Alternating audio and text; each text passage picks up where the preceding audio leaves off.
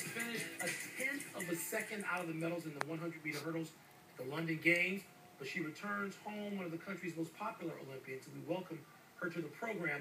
Lolo, you just tweeted out that after the Olympics, you've gone to a cheeseburger diet. This sounds like something I would have tweeted out. How is this working out for you, the cheeseburgers diet? I actually officially just broke my cheeseburger diet, and I'm now on the Homer Simpson diet and moved to donuts and other various things. But no, I seriously had cheeseburgers every day for 7 or 8 days after I ran. We were in the Olympic Village. There's a 24-hour McDonald's. You don't pay for it, so it was. I'm so tired of cheeseburgers right now. Can you explain for those of us who eat cheeseburgers and donuts on a regular basis and don't compete at such a high level, what it's like to train that hard, to dedicate so much of your life to training, and then to finish out and miss out on a medal by just a tenth of a second? How much time do you have? I don't know. I mean, this smile is actually a fake smile because deep inside I'm like hurting. It's frustrating, but a lot of people don't know this about our sport. It's not an every 4-year sport. I mean, yes, we have the Olympics every 4 years, but next year we'll have World Championships, and then after that is, World Indoor Championships. So there's pretty much a championship or a chance to fight for a medal every year. And so I will have that to kind of console me for the next 4 years leading up to Rio. Yes, I'm not retiring. A lot of people ask me that. So that will help. But it's still very devastating, and I'm still trying to wrap my head around what lessons I need to learn from all this. And, yeah, I definitely am crushed. I'm not going to lie about that. It was a season best and a terrific race that you were involved in. Yet after that, we know there was all kinds of controversy. Dawn Harper and Kelly Wells seem to be okay with you finishing fourth. And I'm wondering, in the time since, as a week has passed now, Lolo, have you talked to them? Have you guys made good on this? Because they took some shots at you. Yeah, I know. For a moment, I thought we were like boxing teammates for a second. No, I haven't seen them since. I was planning on actually going to some races afterwards, and I figured that we'd all meet up or whatever. But I ended my season, so I probably will not see them until next year. So I don't know what the beef is about. Probably won't have to ask them, but I feel in my heart, they got the medal, and that's like the best and hugest, is that a word? The biggest honor you can have is to have that medal.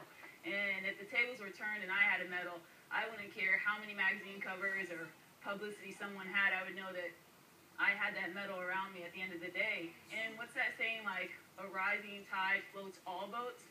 So, even if they're tuning in to watch me, Dawn, Kelly, or any of the other amazing U.S. track and field athletes, they're tuning in. They're watching our sport. I mean, we're not basketball, we're not football, but, if they're tuning in and watching us, I'm just thrilled. I wouldn't care.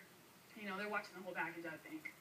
I understand that athletes have a limited window in which they can market themselves and kind of capitalize on this opportunity. But given some of the resentment that you seem to have generated and some of the blowback, would you do any of the marketing decisions that if you had to do over again, would you do it differently? I would do it all over again. And it's so funny. People were like, she should have turned down some of the money. And I'm like, okay, would anybody turn down the money? And second of all, people don't understand, we as track athletes receive no funding, no government funding. All of it is on us and our sponsorships to help us, train and medical bills. All of that is paid for when somebody sponsors me. So every time I got a sponsorship, it was like, okay, I can pay my mortgage. Okay, I can get, this ticket I need to get to Europe to race. That is going to take care of that. So we only have a chance every 4 years to capitalize off of our sport. And that money needs to last us for the next 4 years to make sure that we have the funds to train, to represent, Team USA when we do go to these competitions. So, hindsight, no, for sure not, because I'd much rather be able to train and not be homeless than, I turned down that sponsorship and that's going to catch me backlash. I didn't understand it. All right, we'll let you go after one more question. You are 30 years old now, which is preposterously young for anything in the world except being involved in this sort of Olympic endeavor that you've been involved in. You referred to going to Brazil and not retiring. Are you going to definitely go to Brazil? And just give us a sense of what is next for you. Where do you go if you decide that's it? I'm done. Well, I already knew before before the London Olympics that Rio would be my last Olympics. I just talked with various other hurlers like Gail Devers. She broke the American record when she was 33. I think she won her last medal when she was 37.